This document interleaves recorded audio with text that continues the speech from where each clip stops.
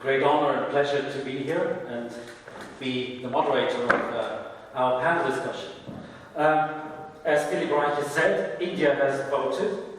The number 2 country by population in the world, the number 6 by the size of its economy, has held an exercise in democracy of gigantic proportions over the past few weeks. Roughly 900 million registered voters, 84 million more than in 2014. 66 of them in rural areas. There were more than 1 million polling stations, held over 7 phases from April 11th to May 19th. The people voted for their representatives in the Lok Sabha, the House of the People. There were actually 2,354 registered political parties in 29 states and 7 union territories that make India. There are 543 seats in the House, and as we know, the BJP has won more than 300, probably 303 seats. It has won an absolute majority for the second time in a row. So we'll have another 5-year term of Prime Minister Narendra Modi. It's my great honor to introduce our 2 speakers. On my left is Ruth Kattumuri. She is the founder and co-director of the India Observatory, and she's a distinguished policy fellow at the London School of Economics and Political Science, based in London. She's also a fellow at the Academy of Social Sciences in the UK. Prior to joining the LSE, she was a professor of computer science and statistics in Chennai, previously Madras, in India. Her research interests span sustainable and equitable growth, human capital development, innovation, technology, and many other fields. And on my far left, we have James Crabtree. He's a Singapore-based author, journalist, and scholar. He's currently an associate professor of practice at the Lee Kuan Yew School of Public Policy at the National University of Singapore. Last year, he has published the book The Billionaire Raj, a journey through India's new Gilded Age, where he writes about inequality and the rise of the super-rich, crony capitalism, and the travails of the industrial economy of India. Prior to joining the Lee Kuan Yew School of Public Policy in Singapore, he was a journalist with the Financial Times. He was the Mumbai bureau chief between 2011 and 2016. So he covered the last election in India, which was held in 2014. He is now also a columnist for the Nikkei Asian Review. In his career, he has written for the New York Times, The Economist, Foreign Policy, and in his earlier life, he was actually a senior policy advisor to Tony Blair and Gordon Brown when they were prime ministers of the United Kingdom. Back in the good old days. In the good old days, yes. So please join me in welcoming the 2 speakers.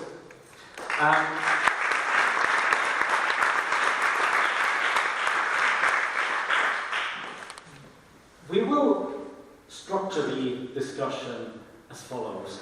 We'll first talk a little bit about the election that just happened. We'll have a look back on Prime Minister Modi's first term, his first 5 years, what his performance was. And then the majority part of our discussion will look into the future. What are the challenges that lie ahead, both on the economic side, on the social side of India, and what really the future will hold for India. And after our discussion, we'll also have ample time for questions from you, from the audience. Now, talking about the election that just happened, I quote the Financial Times, which wrote that the world's greatest exercise in democracy has ended by returning an aspiring autocrat to power.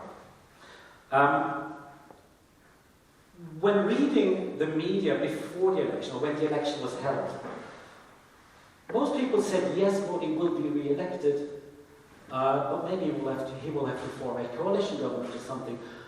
The landslide victory seems to have taken many people by surprise. I'd like to start with you, Ruth. What happened? What happened there that the victory of the BJP was so definitive?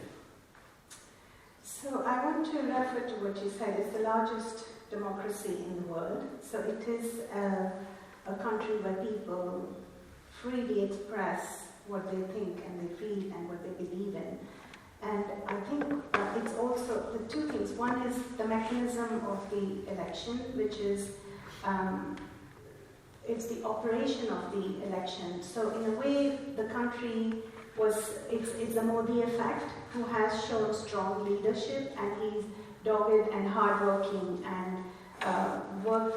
and he's a good communicator. He's convincing to his audience. The second thing he has is a very strong election winning institution in Amit Shah, the BJP president, who I have noticed in the last 5 years, since they won in 2014, he has been consistent and persistent in going across the country in trying to talk to people, convince people, in trying to get another term.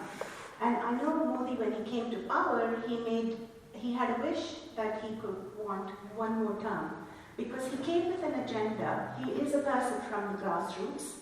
He understands the aspirations and the needs and requirements of the people. His pulse is with the people of different backgrounds, not just the upward elite, but he understands a larger section of the community. He understands what their dreams are, their aspirations are. And I call Modi's model as an entrepreneurial model. He comes with the roots of entrepreneurial region. So he has introduced policies which were very entrepreneurial. So firstly, his leadership. Secondly, Amit Shah's. Thirdly, the party workers. They have also been consistently, persistently going and knocking on doors. And the fourth factor, I would say, is the ability to establish the resources, including using technology very efficiently. I was in a very small village in Uttar Pradesh in the 2014 election. And while I was talking to people there, somebody puts a phone in my ear and he got the message. And the message that was Modi's voice saying, "Hum se nahi jhukne denge." That was his slogan at that time. And what it means is I will not allow you to put your head down, which means he's giving people to lift your heads up. I will give you the pride in your ability and also promising development. So that is somehow convincing. When I asked him how many times do you get this call, he said about twice a day or more. Do you get these calls from anybody else? No, nobody else.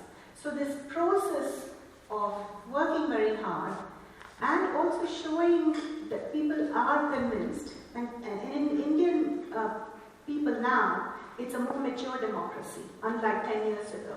It's a more mature democracy, it's a more knowledgeable democracy, where public and young people aspiring and rearing to go and wanting development because they are globally connected. And they are asking for leadership, and this is the mandate that 65% or so of the electorate is given to the country.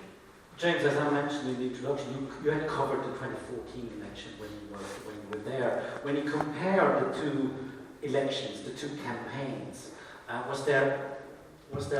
could you spot a lot of difference? Was there anything special in this year's election? Yes, so I'm now based in Singapore, but I went back to India for a very hot trip. So the election happens in April, and it's stinking hot in the north of the country. And so I and a group of journalists and election analysts, we went to West Bengal, which was one of the big swing states in the city of Calcutta, and then traveled all the way through Uttar Pradesh from Lucknow, the capital, down through cities like Allahabad to Varanasi, the holy city on the Ganges, to try and get a sense of the election. I was surprised by the result. I think most people, as you said, were expecting Modi to struggle much more than he did. I guess the difference between the two elections was 2014, whether people read into this or not, this was a very hopeful election in which Modi had a message that was predominantly about economic development. There were big hopes for a real transformation in India's material and economic affairs. And it was much harder for Modi to run this election on that message because he had 5 years worth of record, and while you can argue the toss, and we're probably about to do that, about how good that record was, some people like it a lot, some people are more critical, it hadn't been transformatory, and there were still lots of problems. So we went to rural villages and people would grumble about the fact there weren't enough jobs, all sorts of problems that you'd hear from people. But instead what Modi did this time, and it was tactically very clever, was that he talked a lot more about, as Ruth just said, about national strength. And this gets back to your question about why his critics fear that lurking underneath Modi there's this sort of strong man in the model of Putin or Erdogan or Trump. And so balancing off the conflict between India and Pakistan, the kind of tensions on the border that happened in the early part of the campaign, he talked a lot about India's rising strength and personified himself as the embodiment of that. And he and Amit Shah, his sort of #1 henchman, gave speeches where they talked a lot about threats to India's strength. So be that from Pakistani soldiers or Muslim immigrants from Bangladesh. And so it was a sense you heard people play back to you. You'd be in villages or towns. I remember being in Varanasi, speaking to a shopkeeper in an old guy who ran a cement shop. And I asked him, so what do you like about Modi? And he said, India is stronger now and people respect us. And that is because of Modi. And that is why I think he won. I mean, in the end, whether you're young or old, whether wherever you are, you have a pride in your country, an impatience to see it achieve the status of a great power and the development and material prosperity that comes with that. And amongst the available options, Modi is the politician who embodies that possibility for the majority of Indians. And that, in a sense, is why they voted him back, I think. And when we look back on his first term, he was elected in 2014, which was rather shortly after the Indian financial crisis. And he got elected by making a lot of promises. One of the promises that he made was, I will create jobs. I will create millions of jobs. How, Ruth, how do you see his performance? How would you rate his performance in those 5 years? Did he deliver? So before I answer that, I want to respond to some of the things James said. It's in terms of what has been achieved and also people's perception of what Modi represents it is about, among the available candidates, the public and the young people who are very aspirational, are looking to a leader who can deliver for their development and for their future. So I want to focus a little bit on the states, what has happened, at least some of the states. If you look at states like Orissa, where the public was aware of the party performing well, the chief minister performing well, they have still got the majority in that state. BJP has made inroads and then they may work together well. But this is what I want to say, that Indian young people, Indian population is more aware and more knowledgeable, and so they're choosing according to who they believe is going to deliver something for them.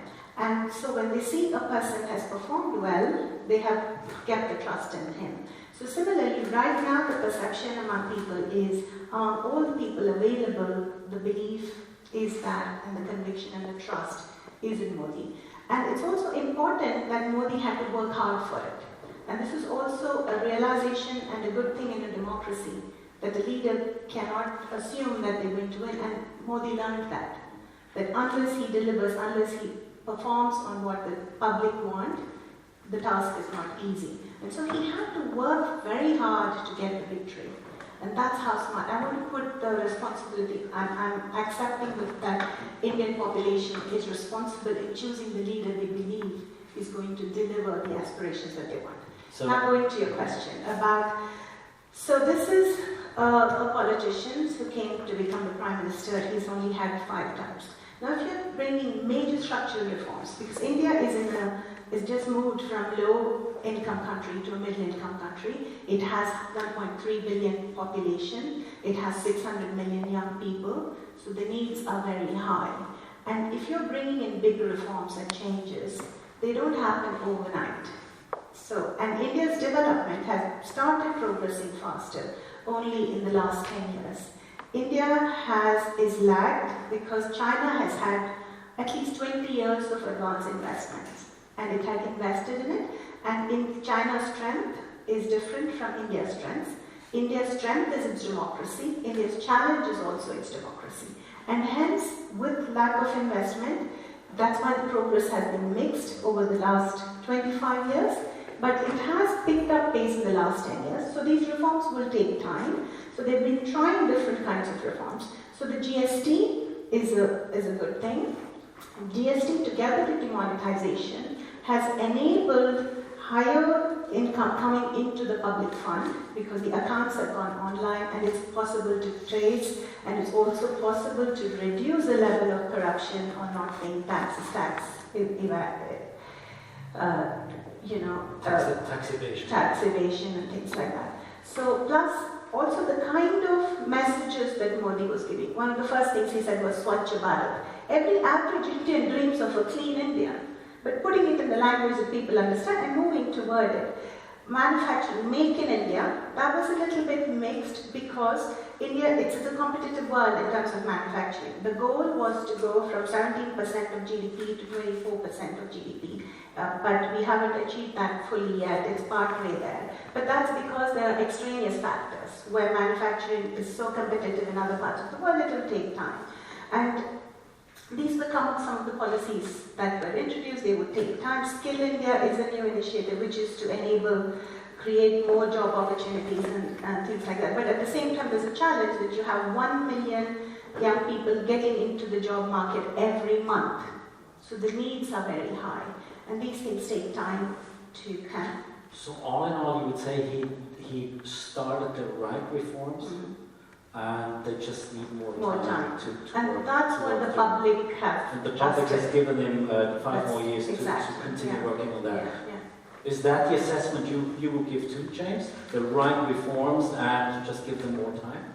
I mean, the question of jobs is an interesting one because if you go to, and even the poorer areas of India, so I used to live in Mumbai, the financial capital, half of the people in Mumbai live in slums. But if you go into a slum in Mumbai, some of them, the very worst ones, do feel pretty grim, but it's actually, you can go into slums in Mumbai which feel, I'm not going to say prosperous, but full of energy. Lots of people up and about, doing things, working. If you go to a housing estate in Glasgow, or who knows, maybe even in Zurich, a very poor public housing estate, you'll feel much more depressed than if you go into a slum in downtown Mumbai. And so while you don't get a lot of literal unemployment, particularly in rural India, what you do get is underemployment, people who are doing something, but not something very productive. You might be working in a shop, working in agriculture, the kind of jobs that the 12 million young people a year are looking for, either the kind of jobs that China got rich with, blue-collar manufacturing that allows you to enter into a factory and then rise up, or at the very least, something reasonable in the service sector, working in a Vodafone store. There aren't anywhere near enough of those kind of jobs. In fact, net job creation during Modi's first term is close to zero. And so the assumption was that would count heavily against the BJP. And indeed, when we travelled around the country during the election, we heard a lot of people complaining about that. But Modi had done something different. He, later in his term, had really focused on tangible goodies that you could give to people individually. So again, going to these villages, every village had at least one new toilet. Now that might seem very limited, but the number of people who have to go to the bathroom in the open air in India used to be very high, half the population. And it's coming down very quickly, and that's because they've had a mass program of toilet building. There were direct cash payments to farmers. Almost every Indian now has a bank account, hundreds of millions opened over the last 5 years. And so these, it didn't amount to a kind of transformation in people's lived experience, but there were these things that you could point to. You know, we got this because of this government, and I think that at least created the space in which people would think, okay, well, I might vote for Modi again. What else do I think about him? I mean, the broader question of the reforms. I mean, I think Modi's record was pretty disappointing. But those who in 2014 were hoping that he would be India's Mrs. Thatcher or India's Lee Kuan Yew, somebody who radically changed the nature of the Indian state and introduced a whole bunch of growth-enhancing structural reforms. Most of the big ticket ones that you look at, reform of the banking system, making it much easier to hire and fire people so that you could begin to open factories on the East Asian model, land reform, again, very important for opening factories. Many of these things, they either tried and failed or didn't try. And so that record of trying to really shake up the way the Indian economy is run is much more mixed.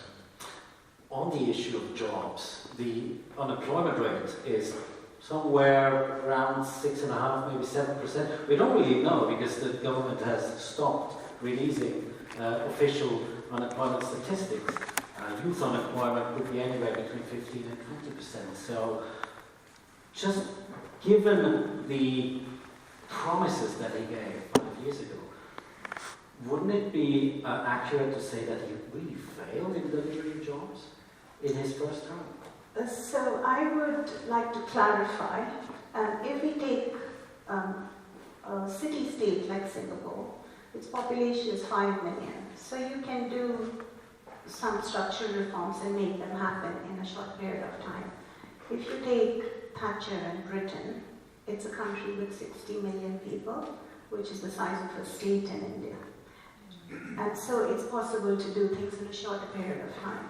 If you take the scale of a country like India with 1.3 billion people and a very large young population and at a very low development, it's in this process of development, structural reforms don't happen overnight. They cannot be done. They will take at least 2 or 3 years to happen. So jobs, one of the things so that would become a big priority for the next term, to create jobs well. And this is where I think one of the schemes was Startup India, where you have a lot of young entrepreneurs. And I see that happening because I'm in the academic field. I can see what aspirations young people are having. There was a stage where for upward economic mobility, every parent would force their child to go into medical school or engineering. So that was one way of upward economic mobility. But once you reach that level, at least in urban India, there would be a change toward being more open and being more experimental, where you have the security from your family, which can give you the encouragement to venture out. At the same time, policy should have to come in. So that's why Startup India is a big initiative, which is what students who come to the UK as well, not many of them actually want to go back and do a startup. Even 10 years ago, there was this thing about IIM students who could get any job in an international company, but refusing those jobs, paying huge amounts of money because they wanted to go, because the opportunity for these kind of things is more. And I'm talking about, I want to refer to some examples from rural India, for example. Before I could not hear this, whereas now children who are in their high school are aspiring for jobs. They don't necessarily think they would go into the farming sector. I hear some young girls in villages say they want to become policewomen. So these are all happening and will happen. This is where data is quite complex because sometimes data can be behind the reality of what's happening. So, but you see the creation of jobs as one of the big things that he will deliver, they will have to deliver in the second term. James, you mentioned a bunch of reforms, agricultural, the demonetization and so on. One of the other promises that he made 5 years ago was to fight corruption. Corruption on the lowest levels all the way to the highest or higher levels. Did he succeed in that?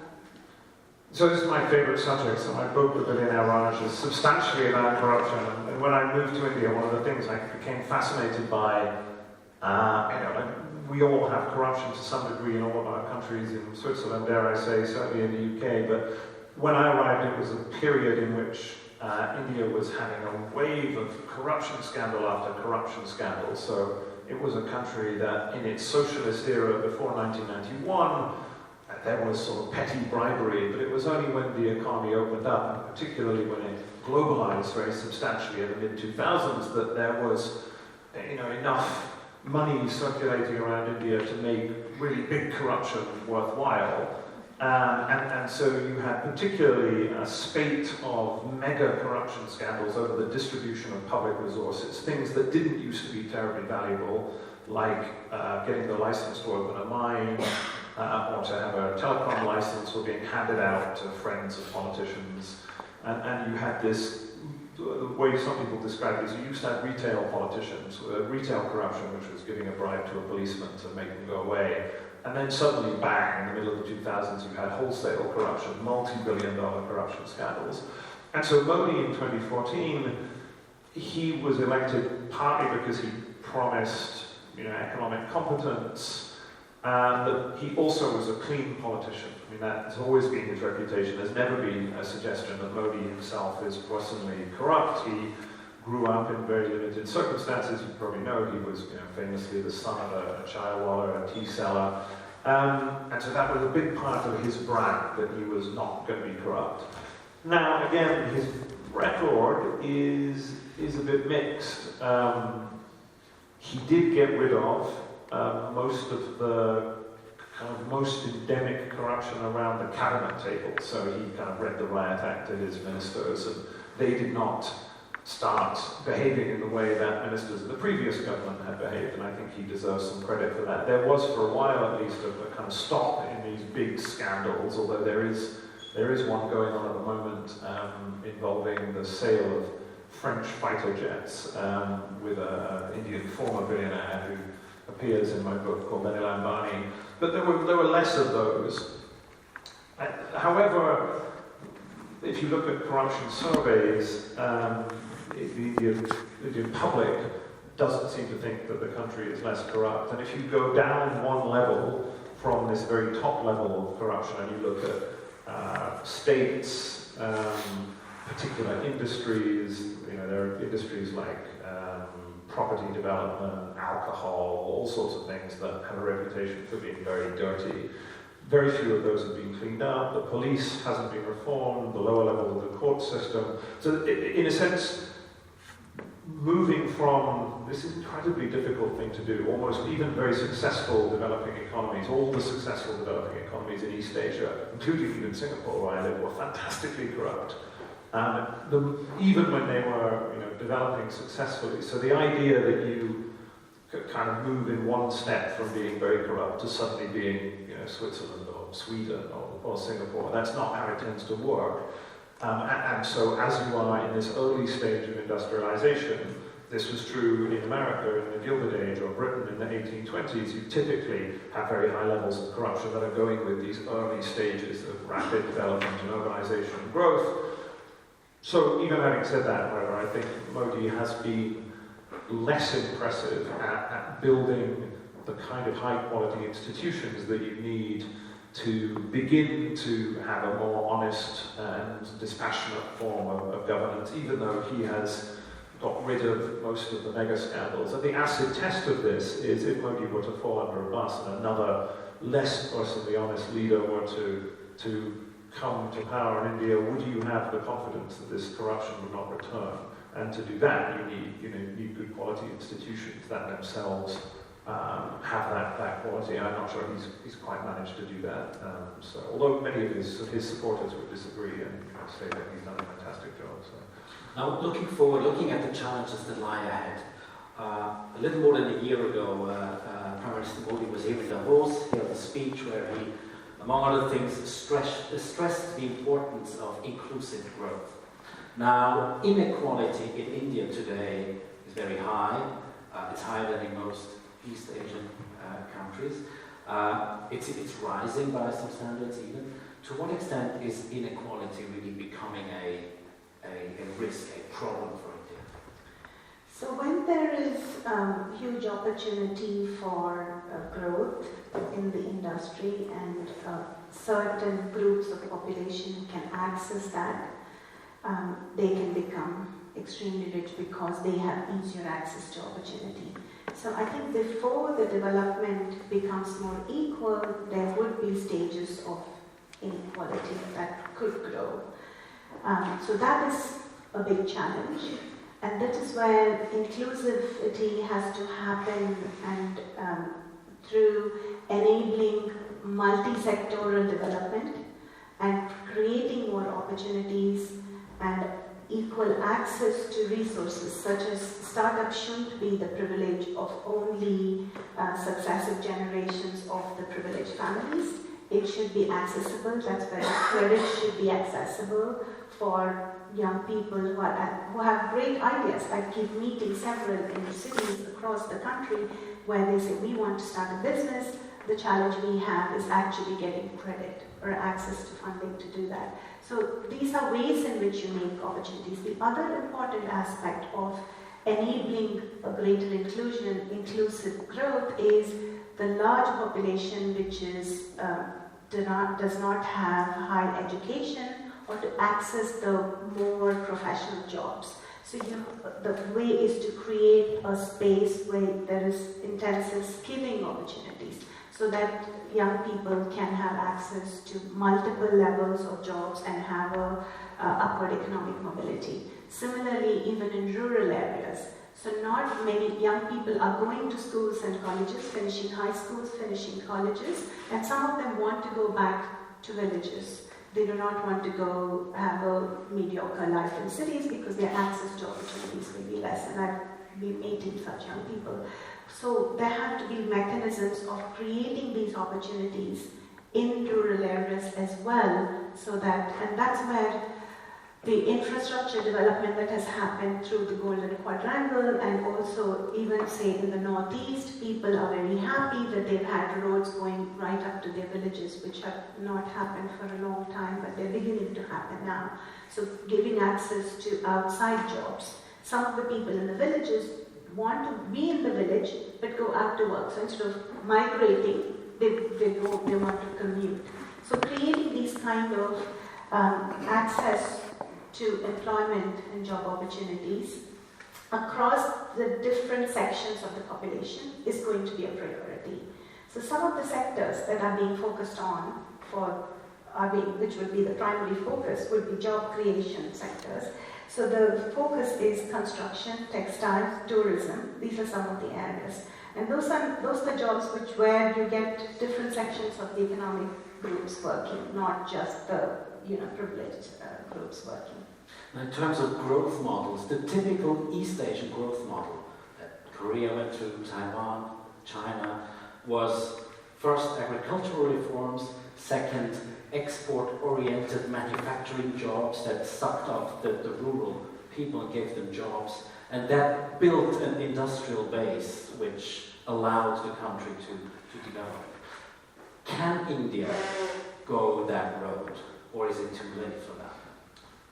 Yeah, let me first say something about inequality, because that's a sort of, again, a core interest. And so the book I wrote is called Billionaire Raj, and so I became obsessed with Indian billionaires.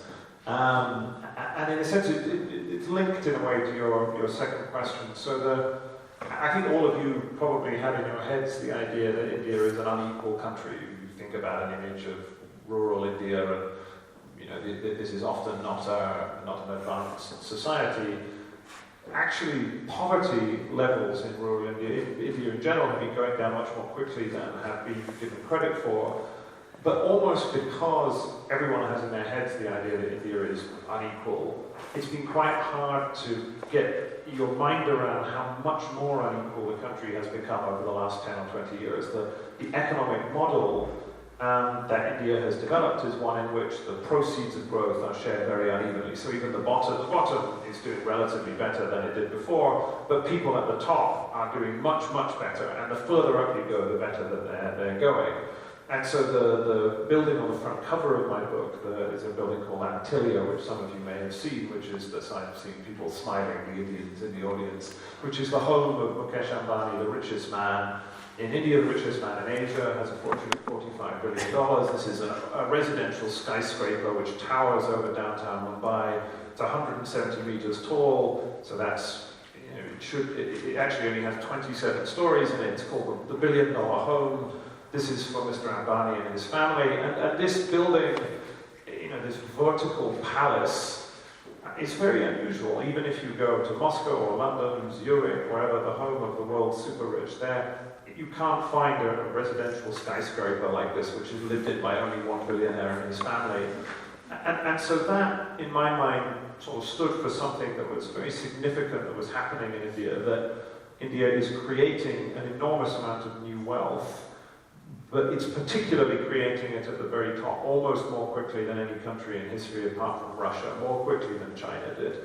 And the issue with that is that although it is often the case, as Ruth said, that you have the, what used to be called the Kuznets curve, where your relationship between economic growth and inequality is a kind of frowny shape. So equality goes up. You start out with sort of suburban with Africa, and you sort of inequality goes up as you get richer, and then you reach a certain point and it starts going down, and eventually you end up in Sweden. The risk, however, is it doesn't work out like that. Actually, it just keeps going up, or it goes up and it stays high. That's what happened in Brazil and Latin America. And so I think there is an issue that India and other lower middle income economies are trying to grapple with, which is how do you have equitable growth and inclusive growth? And at the moment, the Indian growth model isn't quite working like that. Now, your question was more about, can India follow the successful East Asian development model of growth-oriented manufacturing? And I think the answer is yes and no. It's going to be difficult for India to follow that model exactly. It starts, as Ruth said, from a very low base. Typically, China at some point had maybe half of its economy in manufacturing. India has only about 15%. So getting from there to where the Asian tigers were is going to be very difficult. And India has other issues as well. There already is a China, so the world doesn't need a whole other gigantic export-focused economy, and there's a whole bunch of other problems. But I think India's hopes for development do rest on at least moving some way further down that road. It's very difficult to imagine an economy shaped like India developing as quickly as the Asian economies. You get some optimists who say, well, China and South Korea had a very manufacturing, export-focused economy, but India has good services, IT exports, generic pharmaceuticals, which is of interest here in Switzerland. But these types of industries don't employ very many people. Bangalore, the IT capital, is very rich, and if you work in Indian IT, you're very prosperous. But really only a couple of million people have those kind of jobs. So it's not the kind of model that, if India develops in that way, it begins to look much more like an oil emirate, where you have one sector that is very productive, and it may trickle down to some degree to everyone else, but not everyone can work in that sector. And so that's a problematic model. And so the hope for Modi is that even if you can't get quite where South Korea got to, you get somewhere down that road. You take some substantial share of the manufacturing that is moving out of China because it's got too expensive and because of the trade war, and instead of that moving to Vietnam, it moves to India. Now that's not really happening yet, but much more of it could do than is happening. So I still think that that model has a lot to recommend it, and even if you can't get quite to where China has got to, you can get some way down that road, and that would solve a lot of India's problems. As an add-on to that, world economic history is littered with countries that have not managed to get out of the middle income trap. Most of Latin America has kind of been trapped there. How do you assess the risk that India will more go the way of Brazil than the way of Korea? So the middle income trap, if you enter middle income status at about where India is now, so $2,000 per capita, and you become a rich economy, a little bit ahead of where China is now at about $12,000 per capita. So in between there, you're middle income. Being in the middle income trap would be a pretty good position for India to be in, right? I mean, people worry about this a lot, what happens if India gets stuck in the middle income trap, but it's got quite a long way to go before it gets anywhere close to that. The middle income trap is kind of where Malaysia is or where China might be if its economy tanks. So it has quite a way to go. I mean, I think the problem for India comes back to your question about inequality less than industrial development. The risk, as it seems to me, is that if you create a society that becomes very, very unequal very early, it becomes much more difficult to then fix that later. Hence why Latin America, South America, to some degree the United States, to some degree the United Kingdom, in the 1980s, once you begin to become more unequal, it takes a hell of a lot of effort to undo that. And so that is why the model that the East Asian economies, so Japan and Korea principally, which are quite egalitarian, but even Singapore, Malaysia, Thailand, they were all much more equal than India is now. And that, I think, is a better place to be if you can get there. Not simply for nice fluffy reasons about egalitarianism and being left-wing. Even if you're an investor, if you're a business-friendly technocrat, there's all sorts of good research that has come out after the financial crisis which looks at inequality and the problems that it creates for economic development. So, for instance, it's harder to introduce structural economic reforms in very unequal countries because it's harder to knit together the social coalitions that you need to, for instance, shake up your labor laws. Economically unequal countries tend to be more financially unstable. They're more prone to financial crises. Look at Latin America, they're always having financial crises. And econometrically, there seems to be some relationship between these things. So, all other things being equal, there's this rather unhelpful debate in India where if you're on the right, you say, well, inequality doesn't really matter because as long as people at the bottom are doing better, the rising tide lifts all boats. And if you're on the left, you say, well, all that really matters is the conditions of the worst off. But actually, there's quite good evidence, even if you're a sort of reasonably business-friendly kind of FT reading person who used to work for Tony Blair, that actually the gap between the top and the bottom does matter quite a lot, and that you should try and take measures to make sure rich people pay their fair share of tax and build up public institutions which support the aspirations of people at the bottom. And that is basically what happened in East Asia. And that's exactly what's happening with the GST reforms.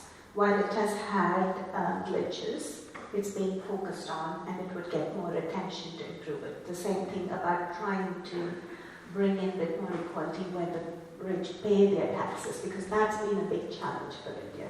Through making things online where everybody is accountable now, because I know the Revenue Service Department has been working very hard at it, and some of the data doesn't become evident, but they see that these things are happening. So India will not necessarily happen in the way other places have happened, but it will have to find its own way, because the challenges of competition from other places, which some of the others which progress the manufacturing way did not have that much competition as when India tried to go into Make in India now. So it will have to define and find its own path under the current circumstances to try and tackle these situations. But this is actually one area in which Switzerland is very prominent in the Indian public psyche.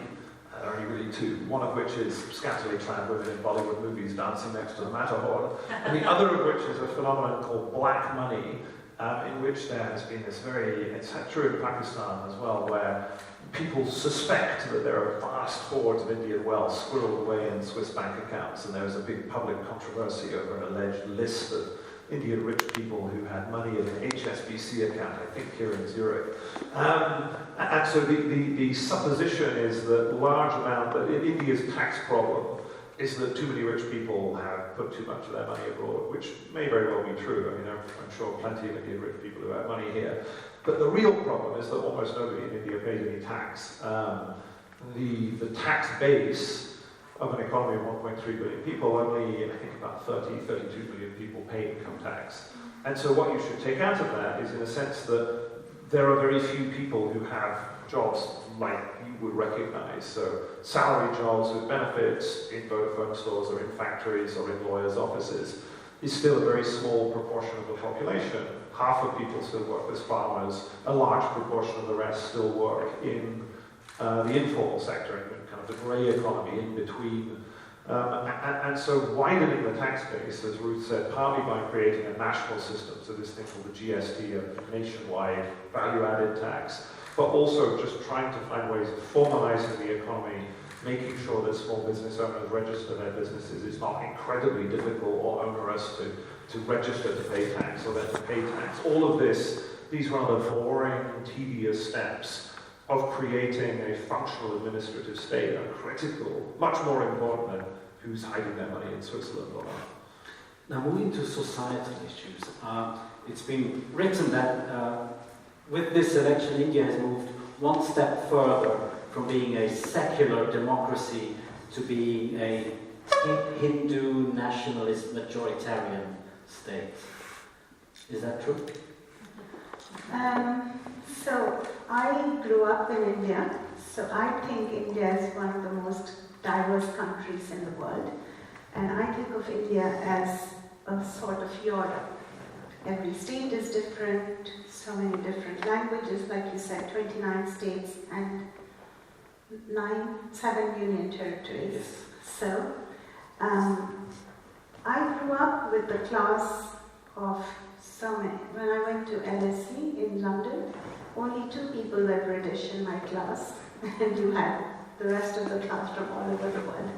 In my school in India, you had Muslims, Buddhists, Sikhs. I grew up in the Indian Air Force, which was very representative across India. So you grow up and accept that India is a diverse country where everybody coexists. So that is something which is special to India. The second largest number of Muslims for any single country are citizens of India. So Indonesia has the largest number of Muslims, and the second largest number of Muslims living in any country as citizens are in India. So I don't think that's something which can be taken away from India by anybody. So I think it will not lose that fiber. Do you agree with that assessment? So this is a complicated question. I think, so if you're an Indian liberal, many of the friends that we would have who live in central Delhi or downtown Mumbai would share political beliefs that in some ways are not that different from all of you. Modi had a go at these people. He called them in the campaign the Khan Market Brigade. And Khan Market is a shopping center in downtown Delhi, a very chaotic place where you have kind of fancy cafes and restaurants and upmarket boutiques. And so he was saying, these people are really the enemy of India. They're the sort of the liberal, the impersonal elite. And so if you are an Indian liberal, and maybe some in this audience this evening, this rare declining breed, there is a tendency to see Modi's election as a kind of catastrophe that will inevitably lead to a return to the autocratic rule that you saw under Indira Gandhi in the 1970s, or perhaps the model that you've seen in Turkey under Erdogan. So Erdogan started out, like Modi, as a kind of reasonably liberal-sounding technocratic reformer focused on the economy, and the longer he has been in power, the more he has kind of brought power into himself, and the more illiberal he has become. So that is the fear that Indian liberals carry. Now, I say that because I wrote a piece just before the election, kind of pushing back against that. I don't see that as being India's immediate future. I don't think it's going to be easy for Modi to do that. I'm not convinced he himself wants to do that. Nonetheless, and what Ruth said is right, that India is best sort of like Europe. When we're talking about Modi and his supporters, you're really talking about the north of the country. The south is very different, and the kind of pro-Hindu majoritarian philosophy that some of Modi's more extreme allies promote doesn't work as well in the south. It is a very diverse country. It's hard, in good or bad times, it's hard to shift India in one direction or another. There's a reason why magazine profiles the country is always portrayed as an elephant, right? Sort of slow-moving and deliberate. But I think it's undeniable that the power in the land at the moment is, this new muscular type of majoritarian Hindu identity which the BJP represents. although Modi in 2014 won partially on a promise of economic population, he had also taken this kind of Hindu philosophy and he made it much more popular than it had ever been before. And this election, to some degree, he's done that again. And so if you are a member of an Indian minority, particularly the Muslim minority, you're pretty nervous about this. And you worry that Modi now has a lot of power and a lot of public legitimacy to kind of push forward on this cultural agenda. And the question is going to be, and he will now face pressure to do that. So if you think about the BJP, his party, it's a bit like the American Republicans. It kind of marries together a kind of economically liberal, the sort of people who work in banks and financial institutions tend to support the BJP. And then you have the people who are a bit like the Christian coalition, the kind of religious nutcases, who have a completely different cultural agenda, not so much banning abortion, but building temples, outlawing Sharia law. He's going to face quite a lot of pressure from that lobby group to, so you won again, what are you going to do for us? And so people are nervous about that. And whether it's rewriting school textbooks or building temples, we're going to have to watch and see whether he and his more extreme supporters do move in that direction, and whether the kind of liberal freedoms that are enshrined in India's constitution, which are exactly the sort of liberal freedoms that probably an audience like this would absolutely agree with, whether they are going to be respected or not. And I think it's an open question, and people have reason to be nervous about this. He's unquestionably a very strong figure, and he runs on a "Make India Great Again" policy platform.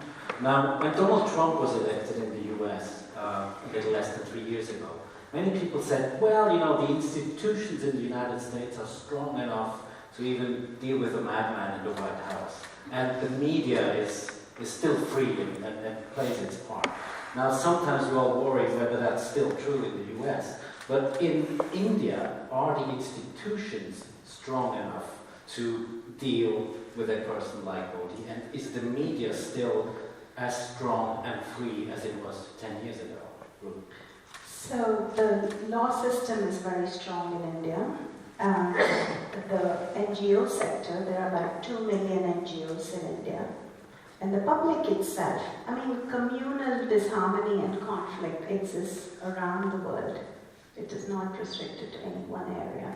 These are which communities get together into conflict. This is something that the communities engaged with it, it's becoming prevalent more and more around the world.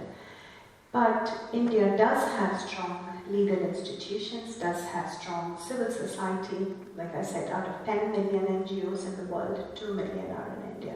So there are institutions, and the community itself, a majority of the community, coexist. So I think there is, so the difference is in the US, it was the people who felt left out because of the inequality within the country, for whom Trump gave the vision of getting back opportunities for themselves, for the Americans. But in India, the people who have put their trust in Modi is more on development and creating opportunities for them and for their welfare and economic development. So it's a different model in my view. Question to you, and then I open for the audience. James, the institutions in India, are they rock solid that they can withstand a populist in the Prime Minister's office? I don't think so. And I think there are... so India is a plural society. It does have checks and balances. It's much more difficult for, let's imagine Modi wanted to kind of go berserk and take all power into his own hands. It would be much more difficult for him to do that than it would be, for instance, to do in China. To change the system is hard, but institutions are like plants. They require kind of constant tending and gardening and watering to keep them high quality, to adapt to the challenges that they face. And there is some evidence that some of the high quality institutions that India has, it's often said that India's state is a kind of mixed bag. Some of it doesn't work very well, some of it still owns crummy airlines and banks, and it's very intrusive in some areas, absent in others, but you have these high-quality institutions at the top. The Supreme Court, the central bank, the core civil service. And some of those, people have worried, have been kind of institutionally degraded a bit over Modi's first term. There have been kind of scandals and controversies. And so, as with Trump, it's not clear that if you have a leader who, in Trump's case, is trampling over the Constitution deliberately and shows no kind of concern for constitutional order, that institutions alone are going to restrain that as effectively as you would think. Now, Modi, I don't think it's not fair at all to compare him to Trump. I mean, he's not a vandal in that sense. It may be that he has a different vision for India's future than the one that Gandhi and Nehru came up with around the time of Indian independence after they kicked the Brits out. So I think watching the quality of institutions matters a lot for economic development, but it also matters for political governance, because in the end, institutions are what protect minorities. They're what give people who are not in the majority the faith that the system will look after them. However, there are, the Indian political system, for all of its frailties, has many strengths. For those of you who've read the indecipherable books of Nicholas Taleb, it has a kind of anti-fragile quality to it. And so if I were to take my 1 Swiss franc coin and lay a bet as to whether India or China would have the same institutional setup in 50 years' time, I would take India over China any day. It seems to me that it's perfectly plausible to imagine that India has the same basic institutional setup as a middle-income or rich economy. Whether it's possible for China to become a rich economy, as a sort of neo-Leninist autocracy, is much more difficult to imagine that. Sort of theoretically, it never happened before. So for all of the problems that India's democracy has, it has a kind of stability and adaptability which comes from its sort of accountability and complexity as well. So there are great strengths in the Indian system too. Thank you.